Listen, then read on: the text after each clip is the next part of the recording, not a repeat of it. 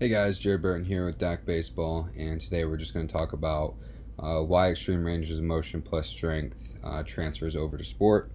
And this is something that Brady and I have been talking about a lot lately. So let's go ahead and dive in. First thing, so more range of motion is going to equal a more efficient SSC, which is stretch shortening cycle. And then more efficient stretch shortening cycle equals more velocity. So the stretch shortening cycle is basically the amount of force and energy that you're able to generate throughout the kinetic chain. This is like basically achieved through fast explosive movements like plyometrics, throwing med ball, baseball, etc. And one thing that we look here is, so if we look at the blue highlight up in the text, it says these same scientists also discovered conventional push-ups and sit-ups because they tend to limit the functional range of motion of the shoulder and trunk regions respectively. So this quote comes from Super Training, which is basically a book back in basically from the 80s to early 2000s. This is Russian research, and they basically found that what inhibits an athlete from performing at their highest ability is exercises that actually restrict the range of motion. And before this quote, they actually talk about like machines and the use of how the people in the West, like in America, people have used machines, and the downside of that is because it doesn't allow people to get into full ranges of motion. And it's important to get into full ranges of motion because, like what we talked about before, the more range of motion that you can get into equals the more efficient stretch reflex, and then also means you're going to be able to throw the ball harder. And we'll talk about that a little bit more coming up. But again, we're not like reinventing anything new. Just for some reason, these principles have either been ignored or just been pushed under a rug. It's time to let the strength and conditioning world know, and especially baseball coaches, that hey, like getting in extreme ranges of motion, like Brady is doing here on the left of these deep push-ups, or knees over toe, or an extreme external rotation is not bad, but it's actually going to help your performance rather than get you injured. So one thing that I mentioned was the knees over toes guys. So I think this is one guy that has perfected this method better than anyone. And basically, if you follow along with his story, he's somebody that really, he had a bunch of knee surgeries, couldn't run, jump, and then he started basically working out in these extreme ranges of motion. So he's building strength in these ranges of motion, which we talked about earlier. Increases your stretch shortening cycle, which then means that you're able to produce more force throughout the kinetic chain.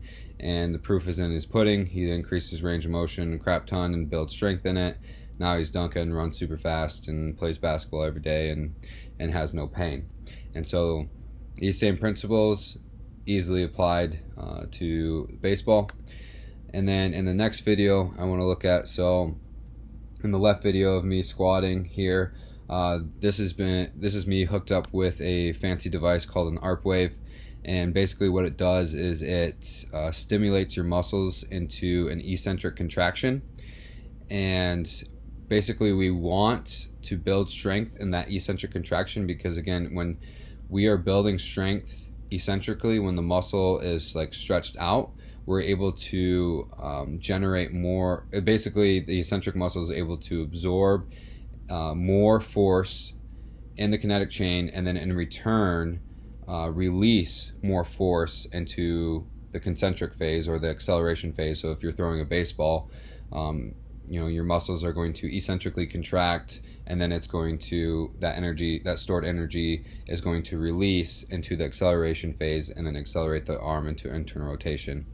And so that's one way to do it, but that's a very costly method. So an easier way on the right, here I am doing extreme isometrics, and basically these isometrics I'm trying to work up to 5 minutes. So I want to be able to hold this position for 5 minutes.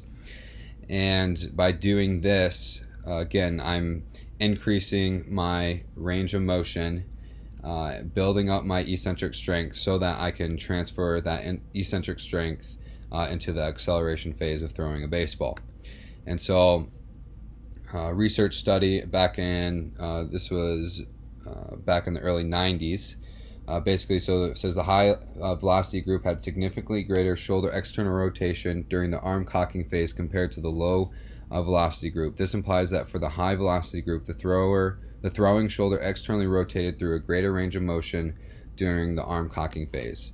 Reported that and then the next highlight, reported the maximum shoulder internal rotation torque occurred just prior to maximum shoulder external rotation, and suggested that the shoulder internal rotators eccentrically contract during this time and store elastic energy. So that's exactly what I'm doing in the video on the right here, is that by getting into this stretch, so my external rotation is being stretched, and while I'm in this building strength in this external rotation spot, my muscles of the internal rotation are eccentrically contracting, and that's going to store all that elastic energy and then be able to generate more force into the throwing phase.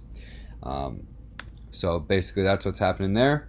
And then the next, stored elastic energy, so from that position, the myotatic reflex in a greater rate of force production in these pre-stretched and eccentrically contracting muscles may generate more powerful concentric contractions from the shoulder internal rotators during the arm acceleration phase of the pitch, which is exactly what I just talked about. It has been demonstrated that moving through a greater range of motion through increased flexibility can enhance the efficiency of the stretch shortening cycle.